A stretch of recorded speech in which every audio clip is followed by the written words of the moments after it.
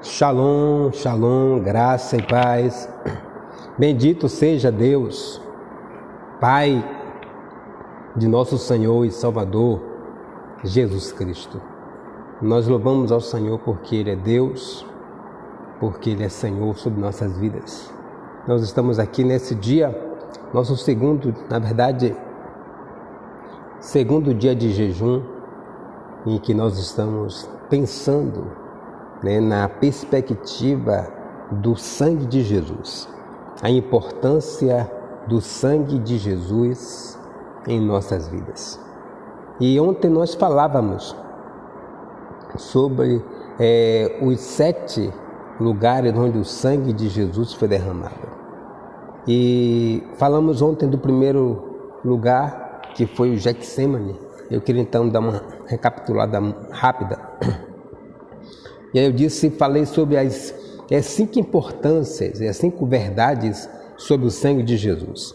E nós falamos que o sangue de Jesus nos concede o direito de sermos comprados. Falávamos que o sangue de Jesus nos redimiu, fomos reconciliados, fomos santificados e perdoados e temos o acesso ao santuário de Deus. Então, falando sobre esses 7 lugares onde o sangue de Jesus foi derramado para a remissão. E é importante pensar no sangue remidor. E aí eu gostaria de começar então, nesse segundo dia de reflexão, de devocional, eu gostaria de orar com você nesse momento. Grande Deus, em nome de Jesus, nós reconhecemos o senhorio do Senhor sobre nossas vidas. Reconhecemos que não há outro Senhor pelo qual possamos ser salvos. Reconhecemos que o seu sacrifício na cruz, no Calvário, nos deu o direito da vida. E nós te louvamos por isso, Senhor. Mas nesse período de 7 dias de jejum, de oração, em que decidimos, Senhor, para esse tempo, das 18 às 19, para dar uma palavra, para orar, para suplicar e para rogar ao Senhor. Eu quero te pedir por aqueles que estão enfermos, que estão no leito. Eu oro, Deus, que o sangue de Jesus, que pode nos purificar de toda iniquidade, mas que também pode nos sarar de toda transgressão e nos curar das enfermidades. Nós rogamos, Senhor, que no nome de Jesus, onde haja agora uma pessoa sendo oprimida pela dor, sendo, Senhor, devastada, meu Deus, pela morte, e as famílias, Senhor, vivendo um momento de caos, eu oro que no nome de Jesus, a bênção do Senhor seja sobre eles. Senhor, eu oro agora pela nossa nação, pelo Brasil. Eu quero declarar, Senhor, que sobre os nossos governantes, que o Senhor lhes dê um coração quebrantado, mas também lhe dê sabedoria para reger e conduzir, Senhor, nesse momento difícil. Eu oro, Deus, pelo teu nome. Opere em nós o teu querer e a tua vontade, no nome de Jesus. Amém e amém. Que bom estar diante do Senhor. Que bom é poder parar, pensar, refletir de que Ele está conosco. E aí, amados, esse sangue de Jesus que nos capacita. A Bíblia diz que, em Hebreus capítulo 9, que no tempo antigo, o pecado do povo era perdoado mediante a expiação, mediante um sacrifício de animal. Só que agora, no tempo que nós vivemos, nós estamos num tempo onde a graça é maior, onde a graça ela nos envolve. E esse tempo onde o sangue de Jesus, o corpo de Jesus, foi derramado, foi exposto, na verdade, levado ao Calvário para que pudéssemos ter esse direito da vida.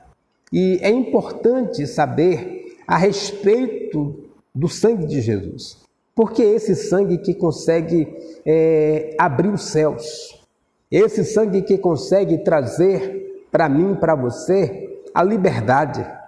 E parece então que nós vivemos um tempo onde não falamos mais sobre isso. E até mesmo com tantos receios, em falar do sangue de Jesus, porque as pessoas pensam que seria idolatria falar, né? Ou que seria um respeito tão grande, e o fato de respeitar tão grande o sangue de Jesus, alguns preferem não falar. Mas, amados, o sacrifício de Jesus não teria valor algum. Todo sacrifício não teria valor algum se ele não derramasse o sangue. O que foi mais importante não foi apenas as pancadas que Jesus levou, não foi a coroa de espinho. O importante de tudo no trajeto do sofrimento de Jesus foi o sangue. Era importante aquele sangue, era importante que ele sangrasse, essa era a grande verdade. Que se não houvesse esse sangue sendo derramado, não haveria remissão. No tempo antigo, o animal era sacrificado e o seu sangue era mais importante do que a carne do animal. Pensa que a carne era repartida, mas o sangue era levado para a apresentação e expiação. Por essa razão, nós não devemos estar tristes porque Jesus derramou seu sangue. Na verdade, a grandeza do Evangelho e o poder do Evangelho não está no simples fato de Jesus ter morrido, mas no grande fato de Jesus ter derramado sangue. É por isso que as trevas, por isso que o diabo, o maligno, não tem o poder contra o sangue de Jesus, porque foi um sangue limpo, um sangue puro, imaculado. Quando Adão e Eva pecaram, que representava eu e você, a humanidade, Adão tinha um sangue puro e nasceu com um sangue puro, sem pecado. Adão não nasceu no pecado. Entretanto, quando eles desobedeceram, abriu-se um portal que gerou, por conta disso, tudo que era ruim para o homem. Então, todas as enfermidades vieram para o homem. Toda a situação ruim vieram para uma Bíblia. Diz que o Senhor deu a condenação para o homem e a condenação para a mulher. Que eles iriam trabalhar e comeriam do seu suor. Era uma condenação, por conta, a consequência do pecado deles. Então, é bem provável e é verdade que por conta de Adão e Eva terem errado, abriu-se um portal para que o corpo humano se fosse agora manchado por conta do pecado. E agora? Então era necessário que alguém que tivesse o sangue puro e que nascesse de uma linhagem humana, mas que também tivesse a condição para redimir o povo de Israel. E aí Jesus veio com esse fim.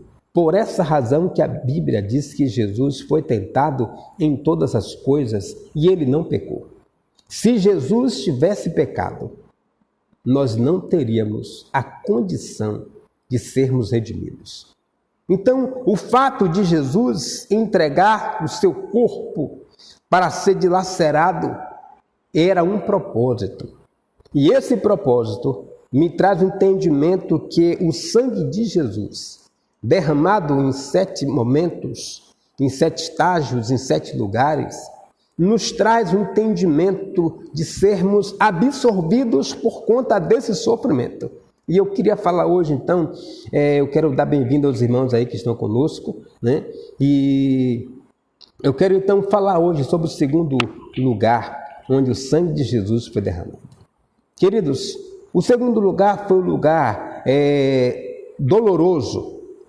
O Getsemane foi um lugar de dor, sim, mas era um lugar em que não dilacerou o corpo de Jesus, era a sua alma. Era a sua alma, aquele momento de alma. Nós somos corpo, alma e espírito.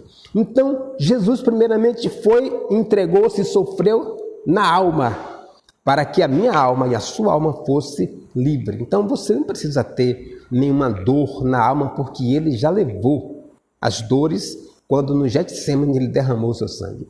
O segundo momento de Jesus, que vai identificar, agora vai para o corpo. Não é mais na alma, no corpo de Jesus. Era necessário flagelo, era necessário que Jesus passasse pelo corte, da mesma forma que o animal, lá para ser sacrificado, eles eram cortados. Não era o animal inteiro, não, eles eram cortados, fatiados, em partes. E era necessário, o sangue era tirado, mas o animal era cortado. Jesus não foi cortado porque a Bíblia diz que ele não deveria ter nenhum osso quebrado. Entretanto, a carne de Jesus foi dilacerada. E essa carne de Jesus sendo dilacerada apontava agora para a cura do meu corpo físico, enquanto ele sofria. O profeta Isaías diz uma coisa interessante, Isaías 53, diz uma coisa muito interessante. Isaías diz que ele foi moído por nossas transgressões. As nossas transgressões ele levou no seu corpo físico. E o castigo que estava sobre ele gerou a minha paz, gerou a sua paz. Queridos, o doloroso era que o pior dos malfeitores deveria ser levado para aquele lugar onde Jesus sofreu o escárnio, onde Jesus sofreu a dor nas suas costas. Então Jesus derramou o sangue de Jesus foi vertido, nas costas, para simbolizar que agora o fardo de enfermidade, o fardo de dor, de transgressão que estava sobre mim, ele assumiu aquela dor, ele assumiu aquele momento. É interessante que Jesus decidiu fazer isso por amor a mim e por amor a você. Naquele momento ele se fez um marco histórico. O sofrimento de Jesus ali foi um marco histórico, sublime e espiritual. E era uma ponte e um sinal para a cura das minhas enfermidades. Eu quero ler Mateus capítulo 27, verso 26, diz assim: Tendo, pois, ter sido julgado por Pilatos, foi levado, na verdade, Mateus. Então Pilatos, vendo que, na verdade, aproveitava antes do tumulto crescer, tomando água, lavou as suas mãos diante da multidão, dizendo: Estou inocente do sangue deste justo. Considerai isto e responda ao povo por si, e o sangue caia sobre vós e sobre vossos filhos. Então soltou Barrabás, e tendo mandado açoitar a Jesus, o entregou para ser crucificado. Jesus, amados, foi levado para um lugar chamado Fortaleza Antônia. Essa fortaleza é uma praça construída por Herodes, o Grande, em Jerusalém, cujo nome homenageava ao grande romano Marco Antônio, que era um protetor de Herodes. Pilatos, que decidiu lavar as suas mãos. Na verdade, ele não sabia, mas ele estava apontando, de alguma forma, que Jesus era o Cordeiro, o homem justo, que deveria morrer. Enquanto ele lavava as mãos, ele estava dizendo: ele é de fato inocente. Mas ele está assumindo agora o meu lugar e o seu lugar de condenados. Então, amados, nós carregávamos por conta de Adão todas as espécies de enfermidade e transgressão. Nós não tínhamos mais direito. Então, o fato de Jesus assumir nas suas costas aquelas 39 chibatadas, isso apontava para mim e para você. Apontava para o meio de redenção no meu corpo físico. Às vezes nós aceitamos algumas palavras de algumas pessoas dizendo: fulano tem isso, fulano tem aquilo, você está com isso, você está com aquilo. Infelizmente, algumas pessoas começam a dizer assim, a minha não sei o quê, a minha assim. Não é para falar assim. É para entender que Cristo, por conta do sangue de Jesus, Ele já levou, de fato, as nossas enfermidades, amados. Isso é fato, isso é verdade, nós não podemos negar esse momento. Entretanto, a nossa incredulidade, essa é a grande verdade, a nossa incredulidade, a nossa ausência de fé, às vezes, permite que assumamos essas enfermidades em nosso corpo. Essa é a verdade. E eu sou, então, chamado para compreender. Você é chamado para compreender esse momento. Por que que o sangue de Jesus foi derramado naquele momento sobre as suas costas, sobre o seu corpo físico? Para identificar, para marcar a você, para dizer, olha você já está livre das transgressões. Jesus, amados, Isaías 53, 4 e 5 diz assim, verdadeiramente Ele tomou sobre si as nossas enfermidades. O texto aqui de Isaías é o profeta. Ele não está vendo Jesus. Isso aqui é antes do tempo de Jesus, antes de Jesus nascer. Então Isaías está tendo uma visão. E ele começa a ver Jesus sendo levado para o sacrifício. E ele diz assim, olha, de fato, de verdade, Ele tomou sobre si as nossas enfermidades, as nossas dores, levou sobre os seus ombros, sobre as suas costas, e nos reportávamos como aflito. Ele foi ferido de Deus, oprimido, mas Ele foi ferido por causa das minhas transgressões, e moído por nossas causas e nossas iniquidades. O castigo que nos traz a paz, Ele levou em suas costas, e pelas suas pisaduras fomos sarados. É esse momento que Isaías não está vendo Jesus. Ele está decodificando e profetizando e vendo como iria acontecer. Já Mateus, o evangelista Mateus, no capítulo 18, versos 16 a 17, chega um momento em que os discípulos olham para Jesus e diz assim, e chegada a tarde, trouxeram muitos enfermos, endemoniados, e ele os curara e expulsara os espíritos imundos e curou a todos que estavam enfermos. Era o cumprimento de que ele veio para curar. Ele veio para curar a enfermidade física, mas agora até então ele não carregou a transgressão literalmente falando. Já quando Pedro escreve, amados, no 1 Pedro, capítulo 2, verso 24, diz assim, levando, aí Pedro agora já tinha vivido o momento, viu Jesus sofrer, viu acontecer, ele faz assim, agora ele está afirmando, contando às pessoas o que aconteceu, vendo ele mesmo, ou levando ele mesmo em seu corpo os nossos pecados sobre o madeiro, para que, mortos para o pecado, pudéssemos viver para a justiça, e pelas suas feridas foste sarado. Aí ele pega o momento que ele conta, que ele narra a história do fato que aconteceu, já tinha passado. Agora ele está dizendo para aqueles irmãos, olha, vocês recebeu. É a mesma coisa se eu estivesse pregando hoje, amados, nós já fomos curados, restaurados por Ele. Mas pastor, por que a enfermidade permite permanecer em nosso corpo? Por quê? Porque em alguns momentos, amados, nós mesmos aceitamos. E por conta da nossa fragilidade e rebeldia que ainda estamos diante do Senhor.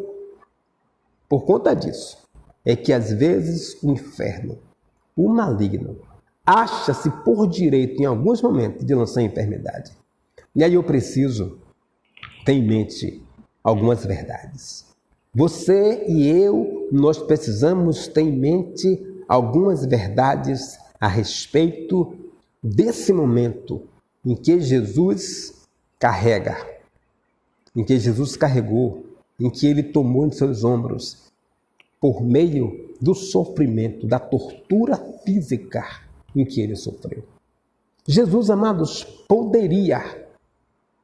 ele poderia ter não resistido.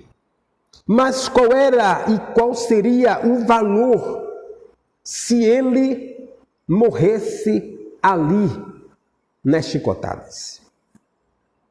Eu não sei se você já sabe, mas os romanos, os carrascos, eram cruéis. E eles não tinham piedade. E o fato de alguém chegar até ser açoitado, e normalmente não sobreviviam. E o texto diz que, segundo a lei romana, eles deveriam aplicar 40 chicotadas. Segundo a lei de Israel, não era justo o homem tomar 40 chicotadas porque não resistia. Então, eles diziam o seguinte: 39 ou 40 menos uma. 39. Que era o que Jesus levou. Que isso representava no mundo espiritual o fardo em que eu e que você estávamos carregando. Era esse momento em que Jesus foi necessário. Às vezes a gente pensa assim e fica condoído, que deve se condoer de fato, mas deveríamos nos alegrar. Mas, pastor, se alegrar pelo sofrimento de Jesus? Sim, queridos. Jesus permitiu. Ele deveria acontecer. Se não acontecesse isso, nós não seríamos redimidos no nosso corpo. Pastor, e o que vamos fazer então? Todas as vezes que você lembrar, a partir de hoje, que você lembrar do sacrifício de Jesus, você não verá apenas como um momento de dor, mas você verá como um sinal no mundo físico, como um ato profético do mundo físico, como lançando uma ideia e uma palavra, uma semente para o mundo espiritual. Se cumpriu.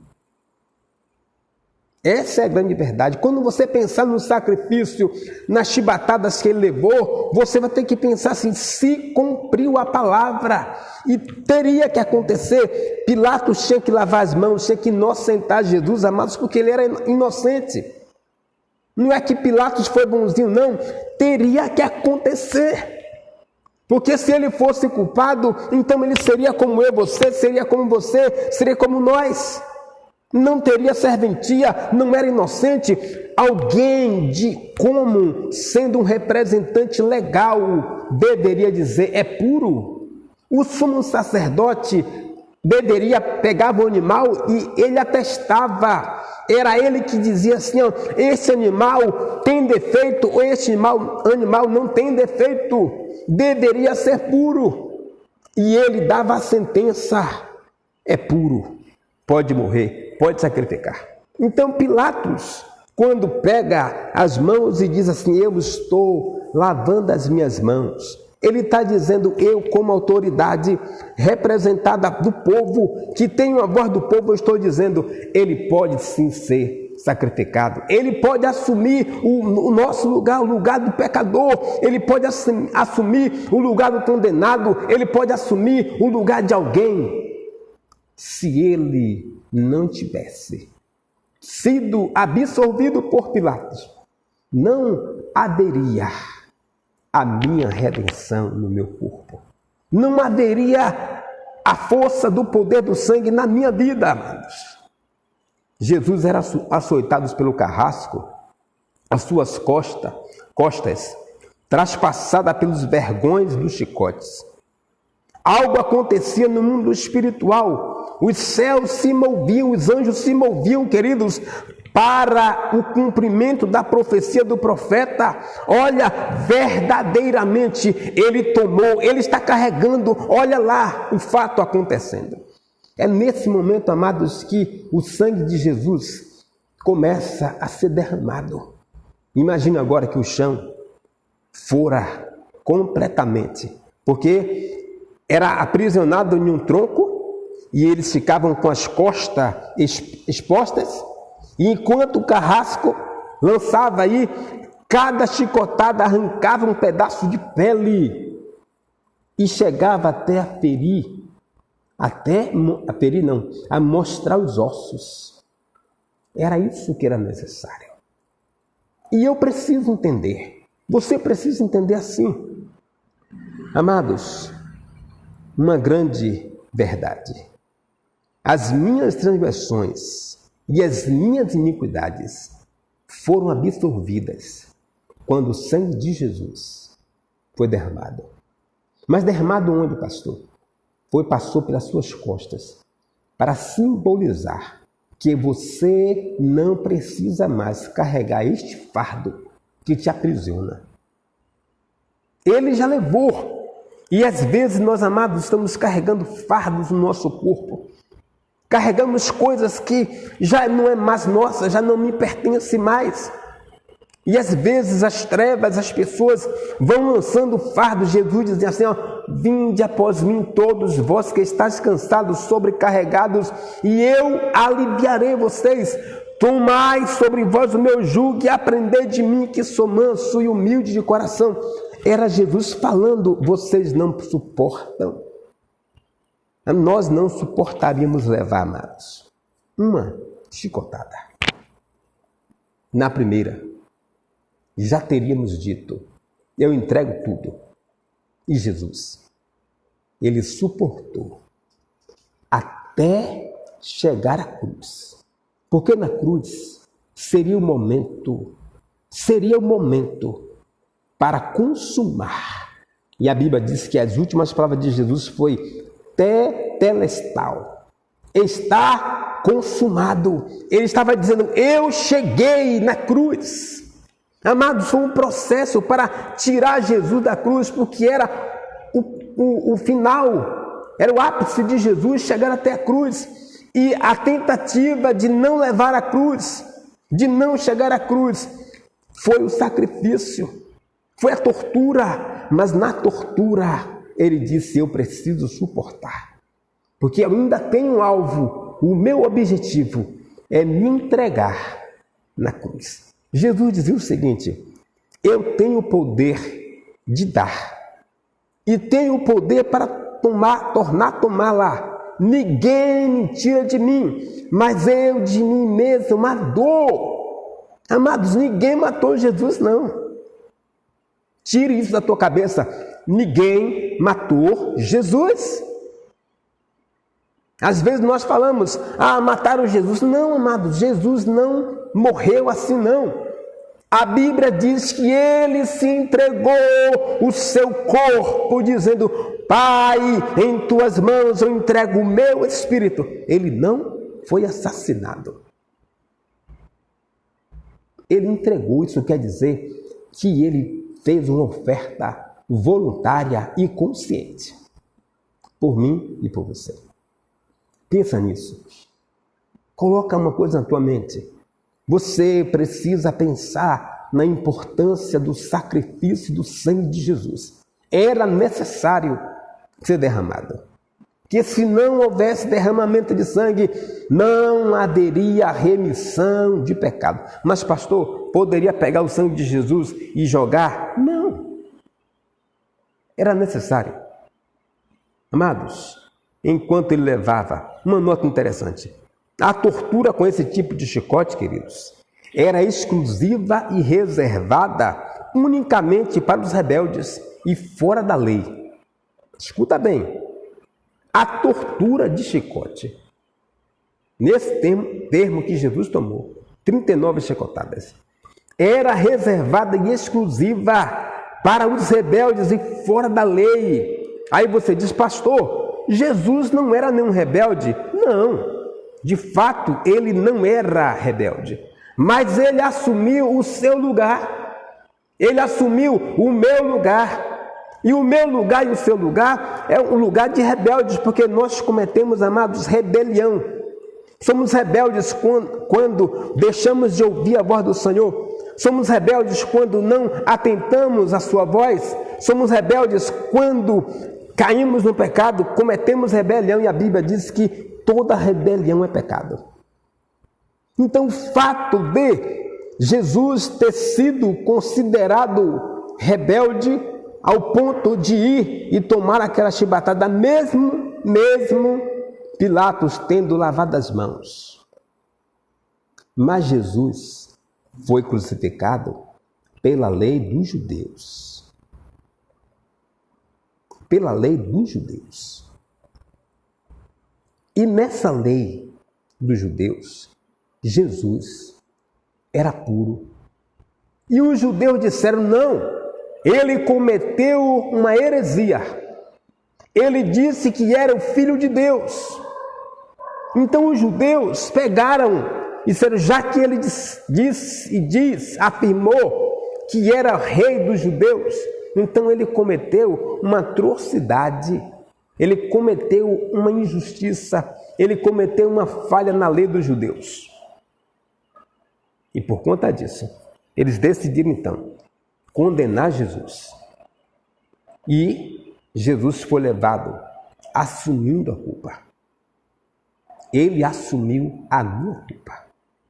Por isso que Jesus na cruz ele faz o seguinte: Pai, perdoa eles, porque eles não entenderam o que estão fazendo.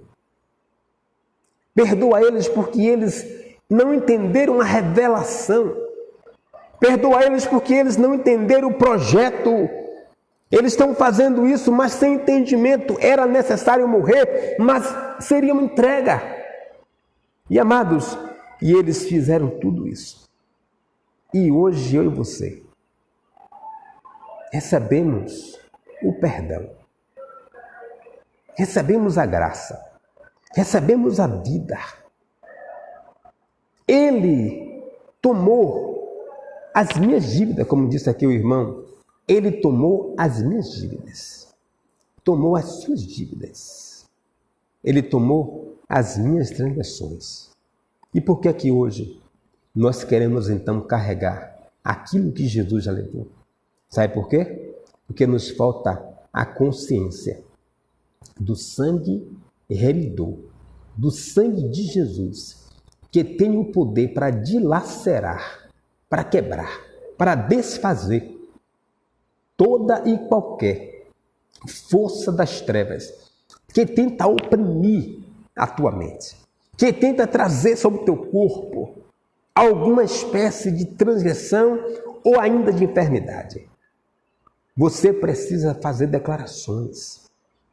Você precisa abrir a boca e dizer: Senhor, eu quero declarar que o teu sangue me dá o acesso. Mas eu quero dizer, Senhor, que teu sangue, que o Senhor já pagou esse preço e eu não preciso mais carregar essa dor. Às vezes, amados, nós nos tornamos rebeldes com autoridades, contra autoridades. Nos tornamos rebeldes contra autoridades espirituais. Nos tornamos rebeldes contra nossos pais.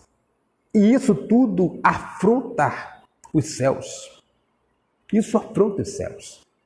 E é uma porta aberta para o diabo. Sabe de uma coisa, queridos?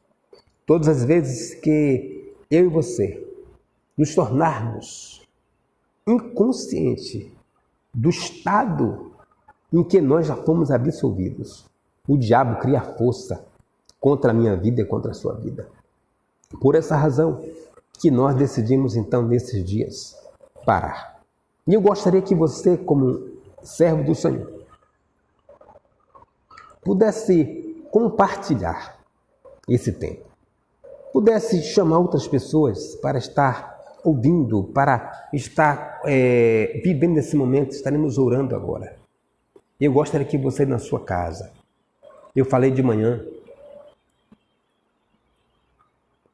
que como seria bom se pudéssemos, e se fizéssemos, pegar um pano vermelho, uma fita vermelha, qualquer coisa, que pudesse simbolizar Não é um simbolismo. A minha casa está debaixo do sangue remidor do Senhor.